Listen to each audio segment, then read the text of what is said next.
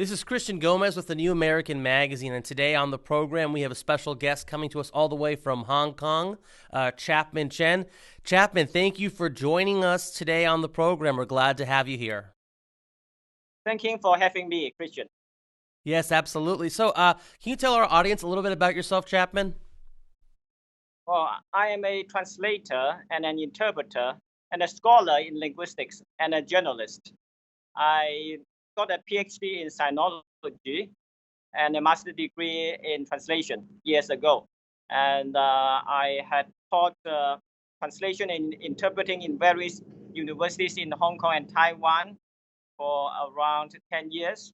And then I moved to Finland, where I was the principal investigator of a drama translation research project at the University of Finland. I stayed there for 5 years and then I returned to Hong Kong as Hong Kong began to appear to be caught in a critical situation. And I am the founder of two net media in Hong Kong, namely Local Press Hong Kong and also Hong Kong Bilingual News, which aims at connecting the West and Hong Kong. Well, really impressive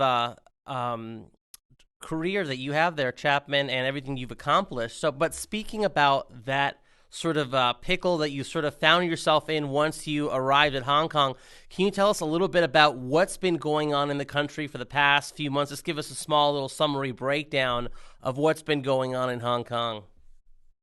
Well, around 6 months ago, the Hong Kong government intend to enact a so-called extradition bill, which would transfer Hong Kongers or anybody who sets their foot on Hong Kong to China for trial.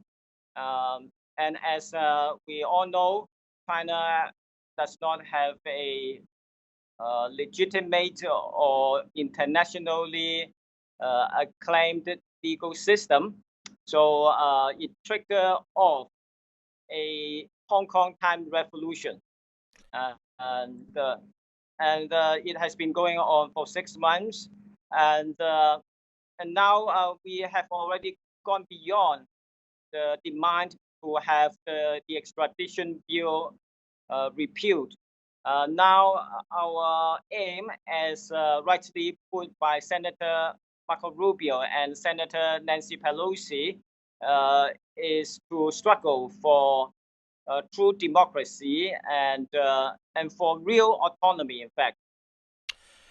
So what began initially by the Hong Kong government, which is led by Carrie Lam, the chief executive of Hong Kong, a bill was enacted that if anyone commits a crime, supposed crime, in Hong Kong, they could be eligible to be transferred or extradited to mainland communist China, where they could face some sort of trial or be placed in jail or prison there. However, what is the condition of the penal system or the judicial system like in mainland China versus what it's like in Hong Kong? What are the differences that would concern Hong Kongers about potentially being transferred to the jurisdiction of the communist government?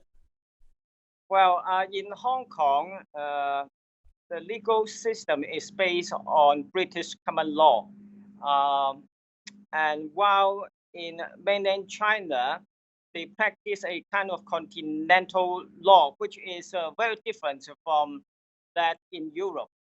So basically, the judiciary system in China is supposed to serve the Chinese Communist Party. So the party's interest is above everything. So there's no judicial independence in China, but there is some judicial independence in Hong Kong, which, however, has been rapidly eroded by Communist Hong Kong and by Beijing.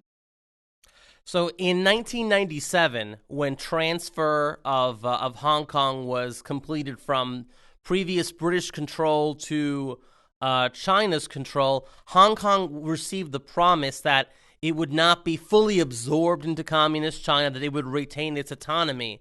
And so, how has this extradition bill been perceived by the majority of Hong Kongers as they've protested? Do they see this as the encroachment or takeover of communist China over Hong Kong? And how is Carrie Lam's position? How is she herself being perceived right now by the majority of Hong Kongers? I know that there were some recent elections throughout Hong Kong. Can you tell us a little bit about that? Yes, of course, the extradition bill is perceived by most Hong Kongers as an encroachment upon the one country, two system. And Carrie Lam is probably the most hated person in Hong Kong because she's perceived as a puppet of Beijing, and she has tried her best to execute the orders of Xi Jinping, probably more than she's expected to do. And in my opinion,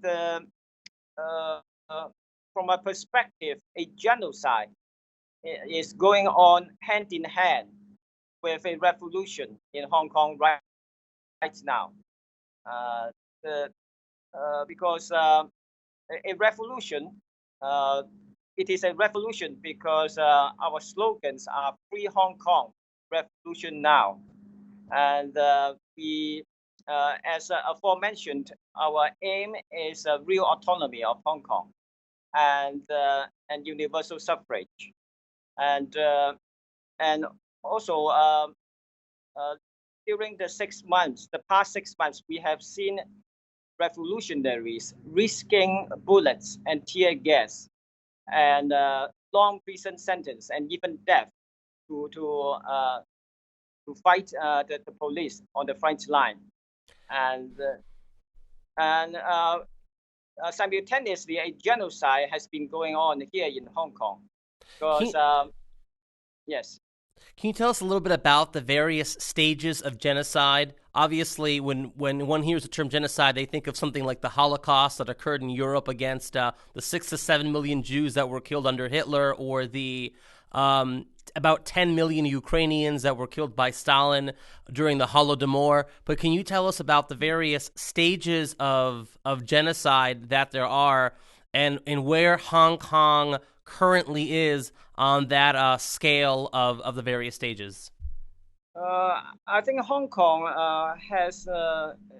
Hong Kong is already going through all the 10 stages of Professor Gregory Stanton's 10-stage genocide model.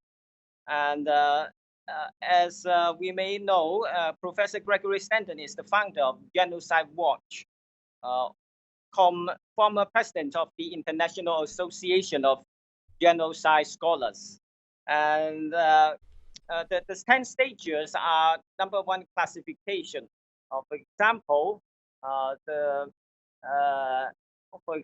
50th Center Army of China would call Hong Kongers Vietnamese since the Hong Kong Time Revolution. And the second stage is symbolization. That is, in Hong Kong, many activists are usually black clad, while pro-Beijing elements are white clad. So black against white, and also yellow against blue. That means Hong Kong activists are usually associated with yellow ribbon, and pro-Beijing elements associated with blue ribbons. It's kind of like how in the United States we have blue state and red state. The red states are the Republican, so-called conservative states, and the blue states are the more progressive liberal states. So in Hong Kong, the political spectrum is broken up by blue ribbon and yellow ribbon. As you said, yellow ribbon is the anti-communist Chinese, anti-communist sort of freedom faction, and the blue ribbon is perceived in Hong Kong as being the patriotic faction that's for the government of communist China, right? That's how it's perceived in Hong Kong. Precisely. And the third stage is discrimination. In Hong Kong now, many anti-CCP employees are fired by their employers, like the Cathay Pacific and even the Hong Kong Bank, etc. And a lot of these And also, companies in Hong Kong are actually run by communist Chinese officials, aren't they? yes, the Hong Kong Bank used to be British capital, but now it's becoming more and more China capital. And the fourth stage is dehumanization.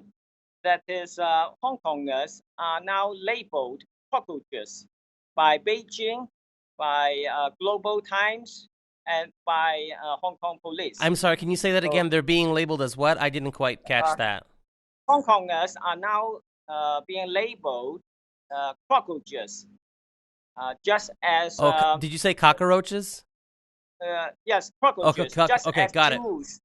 Just as Jews used to be called rats by Nazi Germany.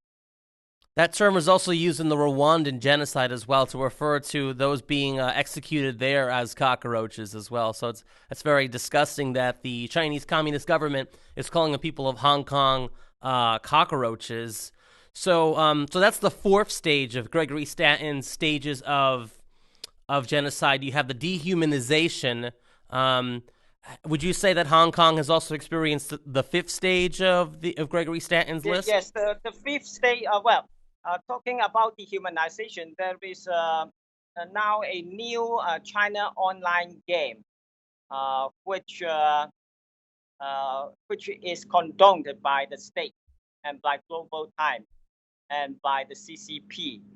In this game, the players are required to slaughter and to assault Hong Kong activists with batons and with guns and with bombs, How is this game etc. played? Is this a computer game, a video game on a console, Yes, it is a on video game, phones? free online game.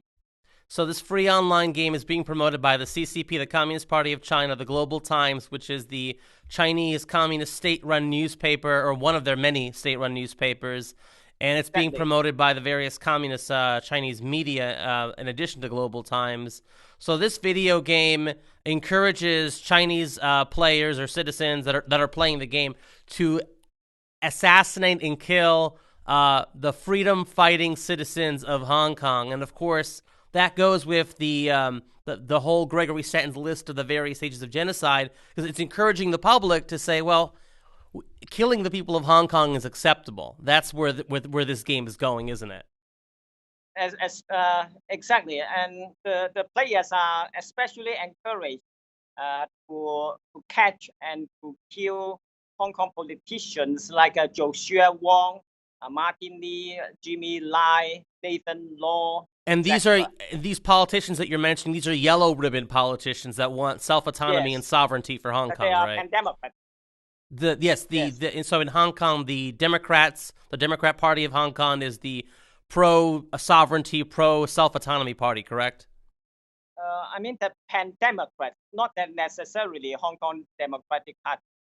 That they're just Democrats, as in that they want a democratic system Pan-democrats, of. Yeah, got it. pan-democrats, and the fifth stage is organization.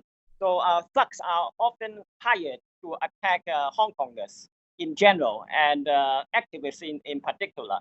As on the 21st of July, when 1,000 thugs in Yuen Long uh, assaulted passengers of the MTR station, that is the train station there, inside and outside the station. 1,000 thugs.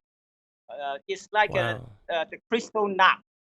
It's sort of crystal nut for Hong Kong people. 1,000 thugs beat up people inside and outside the train station in Yuen Long with batons, with iron rods, with sticks, and the police looked on. And are the Hong Kong police are they working for or controlled by the Communist Party government of mainland China?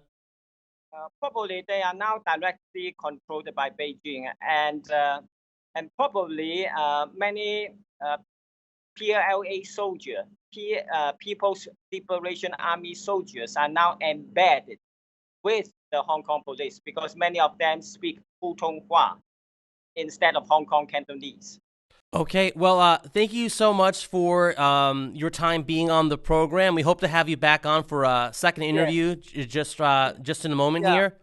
So, well, maybe let me summarize in one sentence. yes, absolutely. Now, Final since word.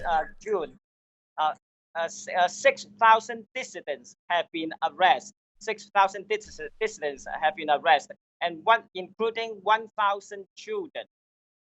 And 16,000 tear gas canisters have been fired, and another 16,000 bullets of all sorts fired, and also 2 universities have been severely invaded and attacked by the police.